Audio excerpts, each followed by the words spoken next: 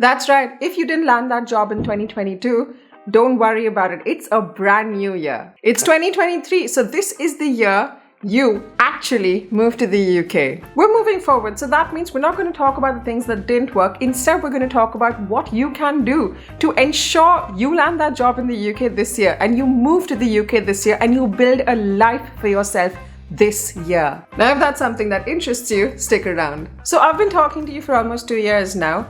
And in these 2 years, especially for the people who subscribed earlier rather than the ones who just joined in these 2 years, I've heard a lot of complaints. I've heard a lot of people saying their resumes didn't work, people saying they've been facing challenges in moving to the UK.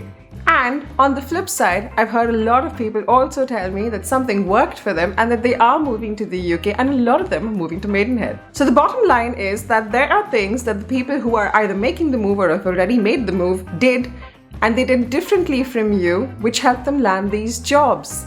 And the point is, it's not always your qualifications or the college that you studied in that makes the difference. Some of you might have been thinking that you probably aren't getting accepted because of your qualifications, or because you didn't go to the top colleges, because you didn't work in the best companies in the country. Well, you know what? A lot of people who are already in the UK didn't do those things either. So stop making excuses. Now, if you really want to move to the UK, here's what you need to do. The first thing you must absolutely do is figure out how much you can get paid in the UK. Alright, so I'm not gonna lie, it's really expensive out here in the UK, so you need to figure out how much you can make over here, because things are really expensive right now with inflation and the rising cost of all the goods. So the important question you need to ask yourself is, how much can I save in the UK versus wherever you're living right now? How much are you saving in comparison to that? You can also do it in comparison to any other country that you are considering, and it's really important that you start off with this, and let me tell you why. A friend of mine was looking to move to the UK, and assume he got X amount in India, he was getting about 3X in the UK. And the problem with that was that while he had a very comfortable life with X amount in India, the 3X that he'd earn here would barely be sufficient to maintain the kind of lifestyle he had back home. So in his case, unless he gets a different offer, I really don't think the move makes sense for him, because he's going to come here and downgrade his life instead of upgrading it, which isn't really the point, right? Now, it's important you start off by doing this versus doing the entire process, getting into the flow of things, and then realizing that your entire job category doesn't pay enough money in the UK, because then you've wasted a lot of time and effort. So before you go headfirst in, you need to do the math. Is the UK really the right place for you? You need to do those calculations and check the math and see if it makes sense for you to move or not in the first place. When we were moving to the UK, we didn't really do the math too much, and we realized that was a mistake a lot later on. But we just decided to wing it when we were moving. Luckily, it worked out in our favor. It doesn't necessarily have to be the case for you. The next thing I would do differently, and you should do, is research. You want to get a job in the UK? You start off by watching videos of people who got jobs in the UK. Read their blogs, read the articles, call up your friends and acquaintances who made the move. Honestly, believe me, this is a much better use of your time rather than diving headfirst into looking for jobs.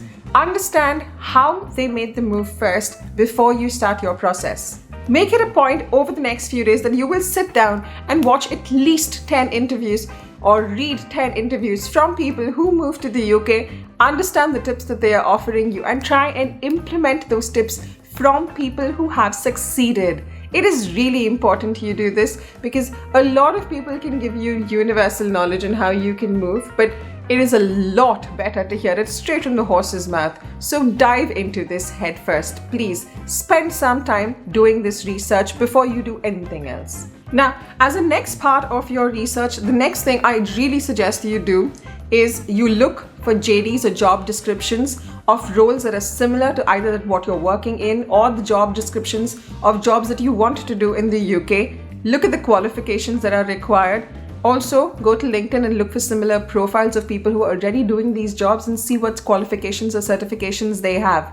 If your qualifications match up, absolutely great. If they don't, you need to upskill. So when you need to upskill, you should be looking at doing a certification, doing a course, doing a program, doing extra training, doing some freelance work on the side, whatever it takes to upskill yourself so that you have the same qualifications that are required by these jobs in the UK. Now, as step number 3, I would do one thing immediately. I would remake my CV. In my opinion, there is honestly no point in applying for a job with an imperfect CV, because if you ask me, you've wasted an opportunity. Now, over the past few years, I've seen a lot of CVs, and in a lot of those CVs, a lot of work has gone in and they're looking in like they're in pretty good shape. But a lot of other CVs, well, need a lot of work. There are obvious typos, there are mistakes, there's formatting errors, there's color issues, there's format, there's so many challenges.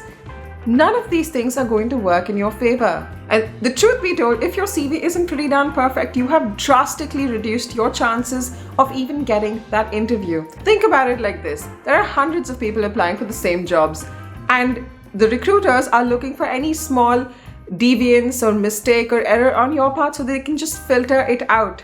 By having a bad CV, you have given them that option, so they're just going to filter you out. So what do you do if your CV isn't perfect? Well, here's the thing.